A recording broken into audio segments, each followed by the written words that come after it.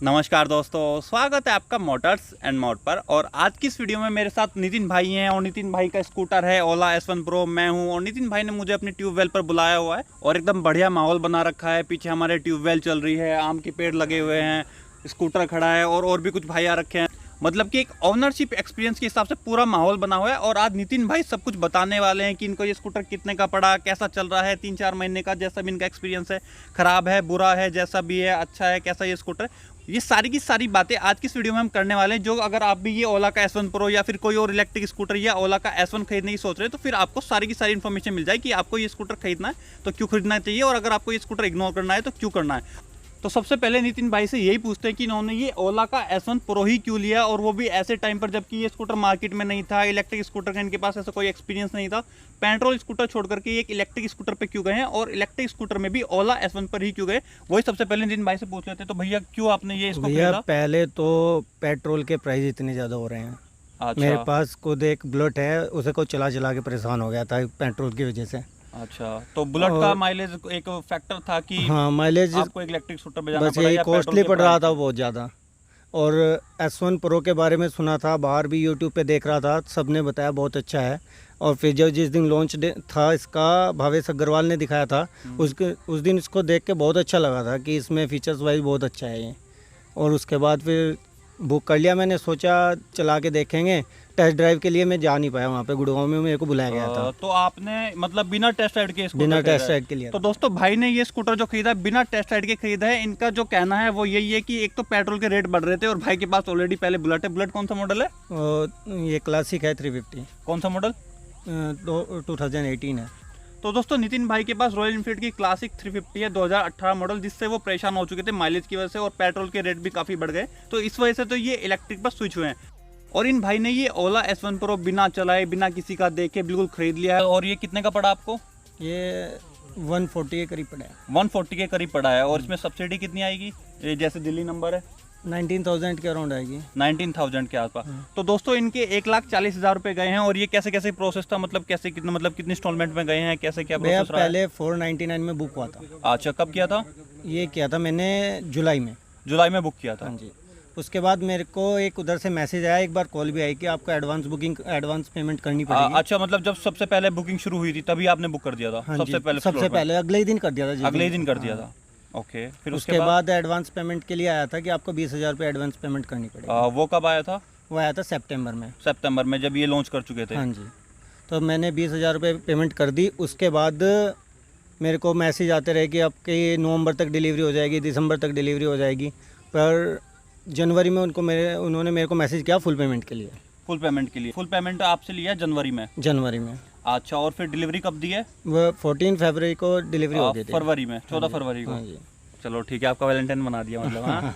तो मतलब भाई का कहना ये है कि इनका जुलाई से प्रोसेस शुरू हो गया था, फिर उन्होंने इनको डेट दी कि हम तब आपको डिलीवरी दे देंगे, आप पैसे दे दो, इनसे एडवांस में पैसे भी लिए। और ये जुलाई के बाद इन लोगों ने भाई को स्कूटर दिया है फरवरी में। अच्छा, तो अब कैसा एक्सपीरियंस है आपका? मतलब भैया ओवरऑल बहुत अच्छा चल रहा है, ऐसी कोई दिक्कत नहीं है। अच्छा, पहले तो आप मुझे इसके डिजाइन के बारे में ही बताओ। जैसे कि काफी पतला सा दिखता है, प्लास्टिक का स्कूटर दे रखा है। डिजाइन को देख के मैंने इसको लिया था। मैंने एथर भी देखा था पहले। अच्छा। एथर का डिजाइन मेरे को अच्छा नहीं लगा था ऐसे। एथर का डिजाइन अच्छा नहीं लगा? हाँ, तो मेरे को इसका डिजाइन ही अच्छा लगा था और यूनिक सा लगा था, अलग देखने में। अच्छा, जैसे आप एक बुलेट चला रहे हो, लोहा लाट मोटरसाइकिल चला रहे हो, उसके बाद आप बिल्कुल एक प्लास्टिक का स्कूटर चला रहे हो, तो कुछ वो तो थोड़ा तो फर्क तो पड़ता ही है, पर फिर भी मैं इससे सेटिस्फाइड हूँ। प्लास्टिक क्वालिटी से आपको कोई ऐसी दिक्कत? कोई दिक्कत नहीं है, ठीक ठाक है। हाँ बिल्कुल। अच्छा, और चलाने के मामले में? चलाने के मामले में तो बिल्कुल कह ही नहीं सकते, एक रॉकेट है, बिल्कुल रॉकेट है।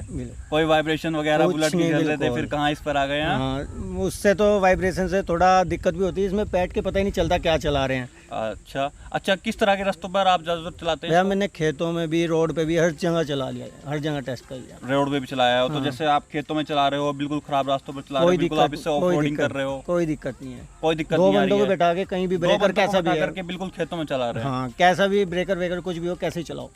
तो दोस्तों देखो, चलाने के मामले में तो भाई को कोई भी दिक्कत आ नहीं रही है, लेकिन जैसे कि ओला ने जब ये लॉन्च किया था, इसमें काफ़ी फीचर्स बताए थे, cruise control, hill hold assist, और गाने भी बजेंगे, ये भी होगा, फलाना ढिंकाना, और म्यूजिक सिस्टम, पता नहीं क्या क्या बताया था, वो अब तक आया नहीं। तो एक बार इस पर भी राय ले लेते कि जैसे कि जो फीचर्स बताए थे वो अब तक नहीं आए हैं, वो अभी भी इसकी डिस्प्ले में कमिंग सून ही शो करता है, तो उस पर इनका कैसा एक्सपीरियंस है वो भी एक बार पूछ लेते हैं। तो भाई मतलब जैसे कि आपके ये सारे फीचर्स नहीं मिले तो फिर कैसा लगता है? स्टार्टिंग में तो मेरे को बुरा लगा था, देखो बहुत बुरा लगा था ये कि बोल के कुछ दे रहे हैं, कुछ दे रहे हैं। हाँ, फिर थोड़े दिन बाद अपडेट आई थी, उसने भवेश अग्रवाल ने ट्वीट किया था कि हम जून तक दे देंगे सब कुछ, जून तक दे देंगे, क्योंकि हमारी जो प्रायोरिटी है, पहले हम स्कूटर डिलीवर करना चाहते हैं। तो मैंने सोचा चलो जून तक आ ही जाएगा। फिर अभी बोला है कि अप्रैल के लास्ट में दे देंगे। अप्रैल के लास्ट में तो कुछ हो नहीं पाया, उनके इवेंट चल रहे हैं। अब बोल रहे हैं कि मई के एंड तक आ ही जाएगा, MovOS 2.0 आएगा। अच्छा, जैसे कि क्रूज कंट्रोल है, हिल होल्ड असिस्ट है, या आपका जीपीएस नेविगेशन हो गया, या म्यूजिक सिस्टम हो गया, आपका कितने काम का है? क्योंकि आपको तो रोज अपने खेतों में चलाना है, घर से आना यही है, कभी अगर कहीं बाहर है। सिटी में जाना पड़ा तो जीपीएस वो नेविगेशन काम का है। वैसे तो म्यूजिक कौन स्कूटर में सुन रहा है, तो म्यूजिक वाला तो आपके काम का नहीं है। और क्रूज कंट्रोल कितने काम का आपको लगता है कि होगा? क्रूज कंट्रोल भी कहीं नहीं, वो गाड़ी थोड़ी है कि कार में चला रहे हैं, वो आपको ज्यादा हो नहीं रहा, तो आपको बस एक जीपीएस नेविगेशन लग रहा है कि जो आपको मिलना चाहिए। अच्छा, एक वो कॉल अटेंड के लिए है इसमें, वो ठीक लगा है मेरे को। मोबाइल निकालने की जो नहीं, कॉल अटेंड कर सकते हैं। अच्छा, कॉल अटेंड का भी इसमें फीचर है, बट आप सुनोगे कैसे इसमें? तो मान लो आपकी कोई भी बात हो, मतलब आप ट्रैफिक वो में तो खड़े बस हो, ये है ना कि रोड पे चल रहे हैं, हमें किसी की फ़ोन पिकअप नहीं करना, तो देख लेंगे किसका फ़ोन है किसका नहीं। करना है तो रोक के मोबाइल निकाल लो, निकाल के कर ले। ये भी आपने बहुत सही बात बोली। और अभी फीचर्स की बात कर रहे थे, तो दोस्तों अगर आपको पता हो तो इस स्कूटर में आपकी चाबी नहीं लगती, इसमें आपको पासवर्ड ही डालना होता है। पूरी टच स्क्रीन है, ये जो इसके बटन्स हैं उनका भी एक बार फीडबैक ले लेते हैं कि वो सब कैसा है। तो मतलब आप जैसे अपनी बुलेट चला रहे थे, उसमें चाबी लगती है, आप चलाते हैं, चाबी नहीं होगी तो नहीं चलेगा। इसमें पासवर्ड है, किसी को पासवर्ड पता चल जाए घर में छोटे बच्चों को, तो उसके बारे में आपका क्या विचार है? मतलब कैसा एक्सपीरियंस इसका? वो तो मेरे को देखो बार बार बदलना पड़ता है, कभी कोई लेके जाए ना, फ्रीक्वेंटली बदलना पड़ता है। बिल्कुल।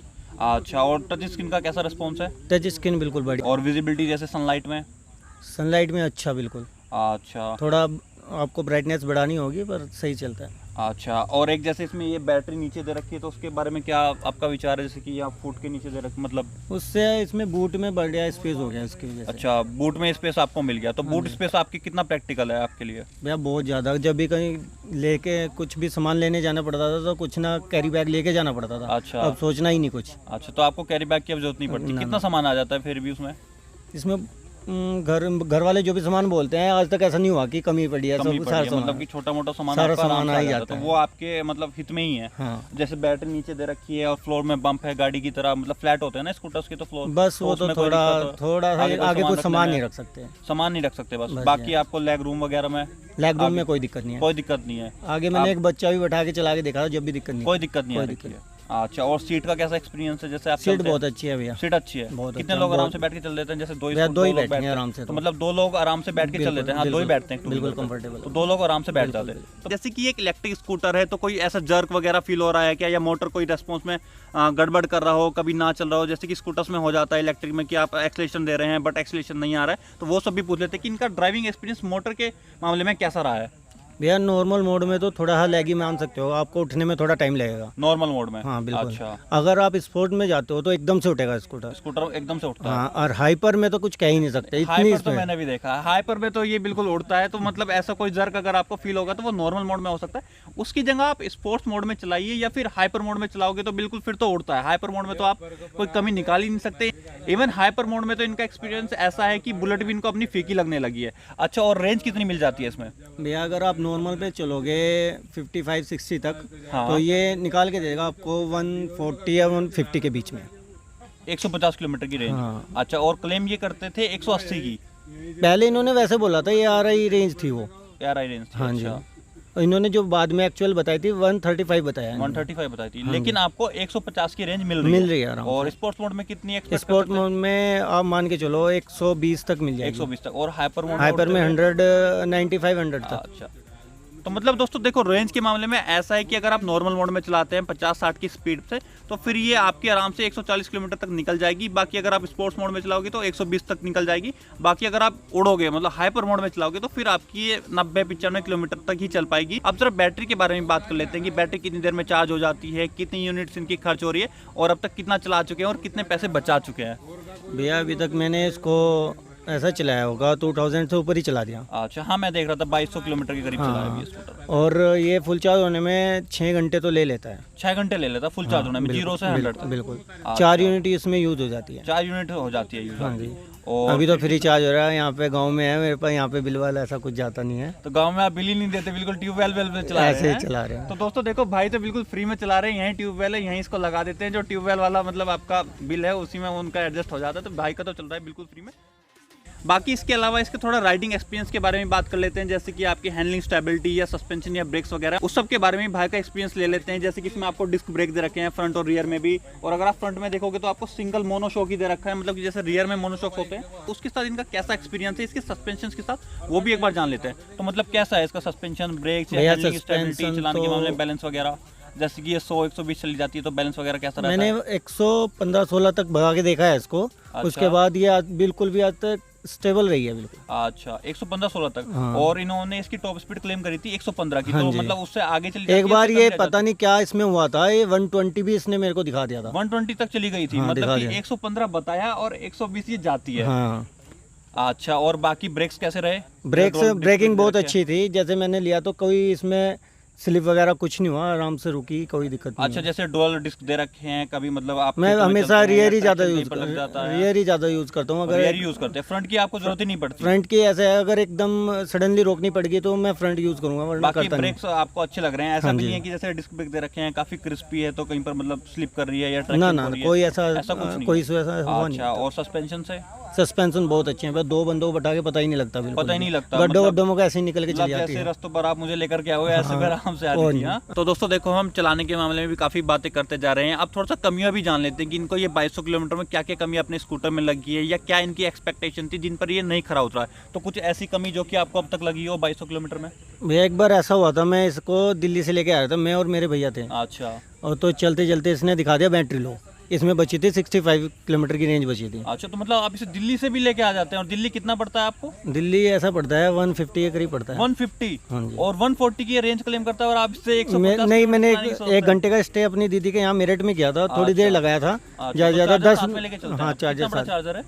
चार्जर भैया काफ़ी बड़ा है, भारी भी बहुत है, तो आपको साथ में लेके चलना पड़ता इसमें है? बूट में आ जाता है क्या? बूट में आ जाता है। हाँ। अच्छा, और एक हेलमेट है और चार्जर आराम से आ जाता एक है। हेलमेट और चार्जर आराम से आ जाता है, तो फिर बिल्कुल। तो हम इससे आराम से लॉन्ग राइड कर सकते हैं। बिल्कुल। कि अगर आपको किसी रिलेटिव के यहाँ जाना मैं है तो आप ऋषिकेश आराम लेके गया था, कोई दिक्कत नहीं है, से- ऋषिकेश घुमा के। लेके गए। हाँ, ऋषिकेश कितना पड़ता है आपको? ऋषिकेश पड़ेगा मेरे को यहाँ पे 90 किलोमीटर। 90 किलोमीटर। हाँ, गई आराम से, वहाँ पे होटल में मैंने इसे 2 घंटे चार्ज किया, अब फिर मैं आराम से हरिद्वार है, हरिद्वार भैया का रूम है, वहाँ पे लगा लिया 2-3 तो- घंटे, अब फिर आ गया। अच्छा, तो कमी क्या आई थी आपको उस बीच में जो आप बता रहे थे अभी? वो खुद एकदम से बंद हो गई थी। एकदम से बंद हो गई? हाँ, तो मतलब मैंने कितना फिर चल चुके थे आप? ऐसा चलाऊंगा मैं 70 किलोमीटर चलाऊंगा, तो 65 की रेंज फिर भी दिखा रहा था। मतलब कि आप फुल चार्ज करके चले, हाँ 70 जी। किलोमीटर आपने आराम से चलाई, हाँ। और आपकी जो डिस्प्ले में शो कर रहा था ये 65% बैटरी, 65 किलोमीटर की रेंज 65 दिखा, किलोमीटर की रेंज आपसे जी। क्लेम कर रहा था। हाँ जी। अच्छा, और फिर एकदम से बंद फिर हो बंद हो गया। मैंने रोक के फिर से स्टार्ट किया, फिर चल पड़ा।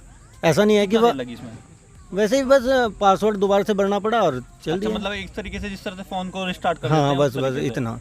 अच्छा। ऐसा नहीं है कि वहीं पे रुक के खड़ा हो गया, ऐसा वो नहीं हुआ। मतलब टेम्परेरी एरर था, वो हाँ, परमानेंट नहीं हाँ, था। वो इसमें बैटरी कुछ ऐसा नहीं बग था कि वगैरह है, अच्छा, कुछ बग भी। वगैरह था। अच्छा, इसके साथ ऐसा भी है, मैंने लोगों को देखा है कि लोगों ने आग लगा दिया, खुद में भी आग लग जाती है, खुद खड़े खड़ा भी एक स्कूटर जल गया है, खुद इसी कलर का वो स्कूटर था। या अभी एक वीडियो आई थी, वायरल हुई है वो भी वीडियो, कि उसमें एक ओनर ने खुद से आग लगा दी है। हाँ। तो ऐसा कुछ वो क्यों, मतलब आग वगैरह से आपको ऐसा नहीं भैया, लगता कि कह इस नहीं स्कूटर सकते, में आपके में भी आग लग सकता है, अनसेफ हो सकता है, आप चल रहे हैं आग लग गई?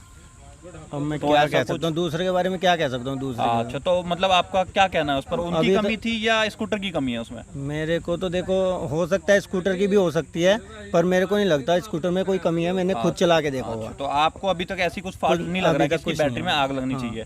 और जो आप एरर बता रहे हैं, जो लोगों के साथ हो जाता है, कि मैंने भी काफ़ी ऐसे न्यूज़ देखी है कि आप स्कूटर लेकर के चले हैं और वो स्कूटर बीच में खड़ा हो गया, 100% बैटरी दिखाई और वो एकदम से ड्रेन हो गया। तो दोस्तों ऐसा इन भाई के साथ भी हुआ है, लेकिन इनके साथ क्या था कि अगर इन्होंने इसको 5 मिनट के लिए छोड़ा, फिर से रिस्टार्ट किया, तो वो फिर से रेंज इनकी आ गई और ये इसको लेकर के चल पड़े। इसके अलावा इनको कोई भी दिक्कत नहीं आई है। और ये भाई इससे 300 किलोमीटर की लॉन्ग राइड कर रहे हैं, क्योंकि अगर आप यहाँ से दिल्ली जाओगे, दिल्ली से वापस आओगे तो 300 किलोमीटर के आसपास पड़ जाता है।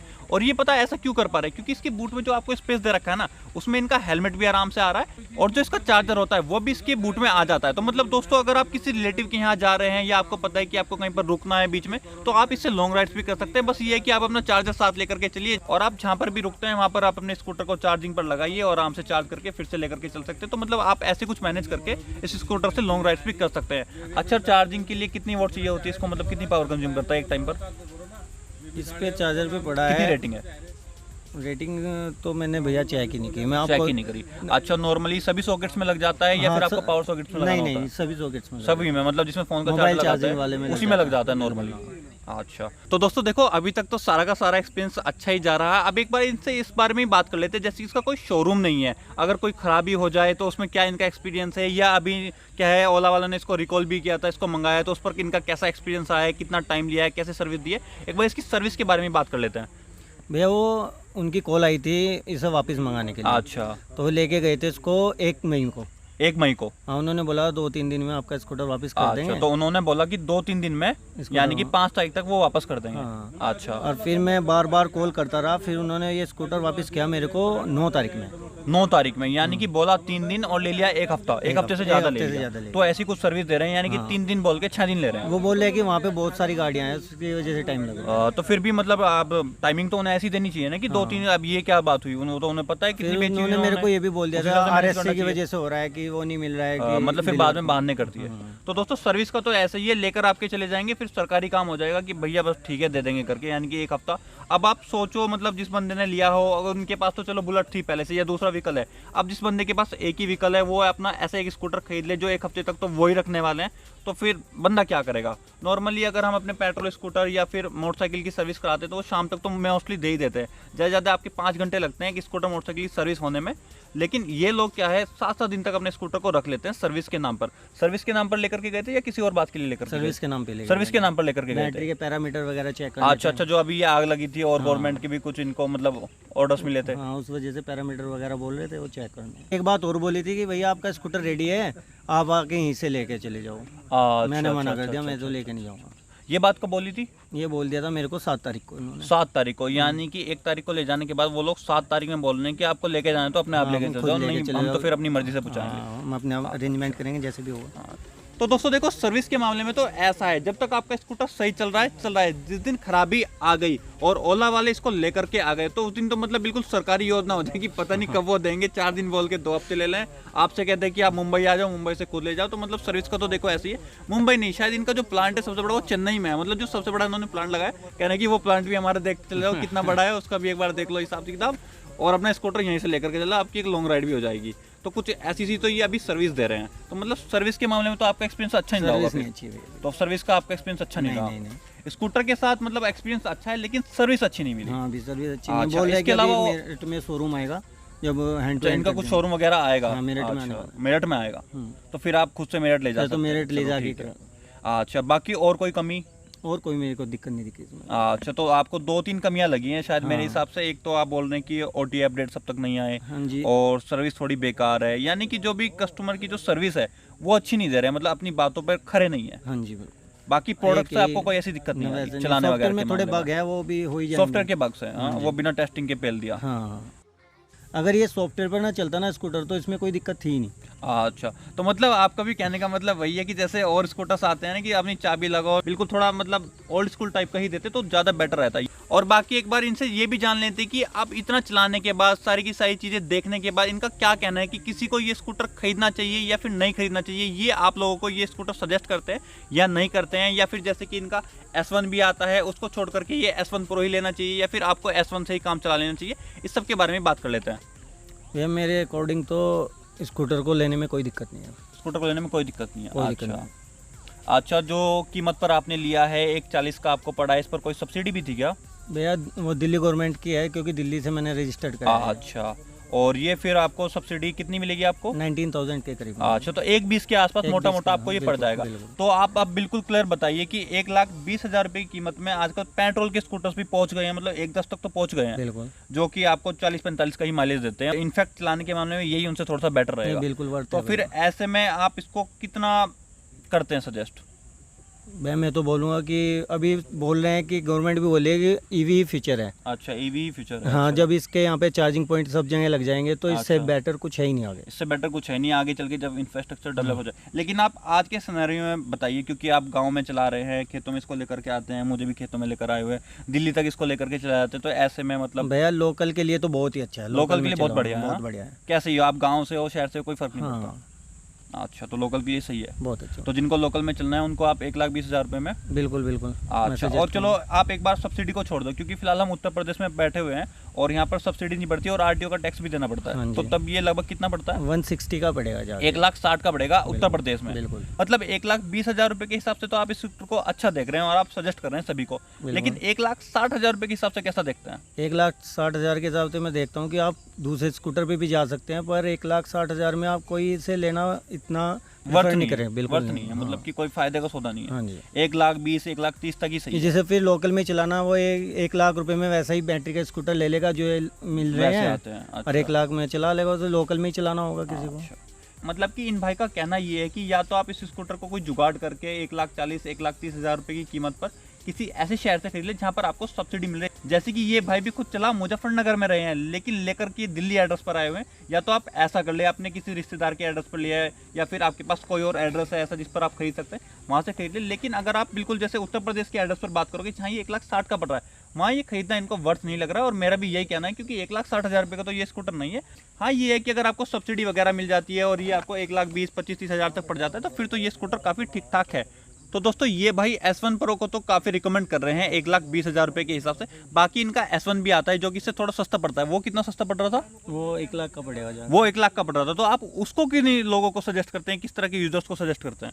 हाँ, अगर किसी को नेविगेशन की नीड ना हो या और रेंज में कम में चल जाएगा तो वो स्कूटर बढ़िया है उनके लिए। खरीद सकते हैं, यानी कि जिसको ज़्यादा फीचर्स नहीं चाहिए, ज़्यादा स्पीड नहीं चाहिए, उनके लिए वो भी ठीक है। तो दोस्तों ये तो हो गया नितिन भाई का एक्सपीरियंस। इसके अलावा जैसे ये स्कूटर किसी को चलाने के लिए देते हैं, या फिर जब ये घर में लेकर के आए, इलेक्ट्रिक स्कूटर लेकर के आए, तो इनकी फैमिली में क्या रिएक्शन था उस सब पर भी बात कर लेते हैं। तो मतलब जैसे आप लेकर के आए, घर में किसी ने देखा नहीं होगा पहले इलेक्ट्रिक स्कूटर, आसपास भी इलेक्ट्रिक स्कूटर ज़्यादा चलते नहीं है, और ओला तो आसपास होगा भी नहीं। नहीं, इधर तो कोई नहीं। शायद मैंने भी मुजफ्फरनगर में आप ही का स्कूटर देखा है। तो मतलब मुजफ्फरनगर में आप अकेले ही हैं जिसने इतना रिस्क लिया है कि मैं ओला S1 Pro लेकर के आता हूँ। मैंने तो सोच ही लिया था, इस पर लगा देता हूँ। आपने सोच ही लिया था, बस लेना ही लेना है। मतलब कि बिल्कुल देसी लाइफस्टाइल होने के बाद भी आपको बिल्कुल एक अर्बन एक्सपीरियंस चाहिए था, बिल्कुल मॉडर्न। हाँ बिल्कुल बिल्कुल। अच्छा, तो घर में मतलब जैसे फैमिली में किसी को बिठाते हो चलाने के लिए? पापा लेके जाते हैं, पापा गवर्नमेंट टीचर हैं, वो स्कूल लेके जाते हैं। अच्छा, तो उनका कैसा एक्सपीरियंस है? वो नॉर्मल में चलाते हैं, उनका इससे बढ़िया तो कुछ लगा ही नहीं आज तक। वो बाइक ही नॉर्मल में चलाई देते हैं है। आप? हाइपर मोड में नहीं देते ना, उनको? हाइपर मोड में नहीं देता उनको। तो दोस्तों देखो, बातें तो काफ़ी हो चुकी हैं और लगभग सारी बातें हो चुकी है। अब थोड़ा विजिबिलिटी के बारे में बात कर लेते हैं। जैसे कि इसकी हेडलैम्प में आपको डबल दे रखे हैं, ये इसकी आंख जैसे से लगते हैं, तो इसकी विजिबिलिटी वगैरह कैसी है, ये सब कैसे है, और मिरर्स वगैरह की विजिबिलिटी कैसी है, उस सब के बारे में एक बार पूछ लेते हैं। तो मतलब मिरर और लाइट वगैरह कैसी लगती है आपको? बैक तो इसमें वाइब्रेशन नहीं है, तो मिरर में तो बिल्कुल साफ दिखता है, साफ दिखता है बिल्कुल। अच्छा, और इसकी रात को जो लाइट है, लाइट का व्यू भी बहुत अच्छा है। लाइट का व्यू भी काफी अच्छा है, आपको कोई दिक्कत नहीं होती है जैसे कि आप खेत वगैरह में आते हो, क्योंकि कोई स्ट्रीट लाइट नहीं होती है इधर, तो कोई दिक्कत आपको नहीं है यहाँ तक। लाइट्स वगैरह से आपको कोई दिक्कत नहीं है। अच्छा, इसके अलावा अभी भी कोई ऐसी कमी हो जो आपके मन में चल रहा हो, या आपकी कुछ और एक्सपेक्टेशन जो कि आप एक्सपेक्ट करते थे कि होना चाहिए था जब मैं मतलब अपने पैसे लगा रहा हूँ तो एक इलेक्ट्रिक स्कूटर में? नहीं, अभी तक तो मेरे को ऐसी कोई दिक्कत दिखी नहीं है, और वो जो कुछ चाहिए था वो भी मिलने ही वाला है, बोल रहे हैं कि अच्छा, वो मिलने वाला है, वो प्रसाद मिलने वाला है। तो दोस्तों देखो, जो भी बातें आपको बताने लायक थी वो सारी की सारी बातें हमने कर ली है। इन भाई से जो भी मैं पूछ सकता था सारा का सारा कुछ पूछ लिया है। लेकिन अभी भी अगर आपके मन में कोई कंफ्यूजन है, कोई सवाल है, तो वो आप मुझसे कमेंट में पूछ सकते हैं। मैं भाई के कॉन्टैक्ट में रहूँगा, मैं भाई से बात करके वो भी आपके लिए बता दूंगा, या मेरा जो भी उस पर ओपिनियन होगा मैं आपको अपना ओपिनियन दे दूंगा। और अगर आपको और भी ऐसी ओनरशिप एक्सपीरियंस देखने हैं या फिर हमारे रिव्यूज़ देखने हैं, तो फिर मैं आपसे उम्मीद करता हूँ कि आप मोटर्स एंड मोर को सब्सक्राइब भी करेंगे, नोटिफिकेशन वाली बेल को ऑल पर भी करेंगे। और आपके पास भी कोई ओनरशिप एक्सपीरियंस है, आपके पास भी कोई ऐसा स्कूटर है, मोटरसाइकिल है, या कोई गाड़ी है जिसका आप एक्सपीरियंस शेयर करना चाहते हैं, और आप ये मुजफ्फरनगर, दिल्ली, मेरठ के आसपास के एरिया से, तो फिर आप मुझसे कांटेक्ट कर सकते हैं। मेरी जो भी कांटेक्ट डिटेल्स है, या जो मेरी मेल आईडी है, इंस्टाग्राम की प्रोफाइल है, या नीचे कमेंट में आप बता सकते हैं, या फिर आप मुझे फेसबुक पर मैसेज कर सकते हैं, और आप भी हमारे साथ अपना ओनरशिप एक्सपीरियंस शेयर कर सकते हैं। और बस दोस्तों, आज की इस वीडियो में इतना ही, और मैं मिलता हूँ आपसे अपनी अगली वीडियो में।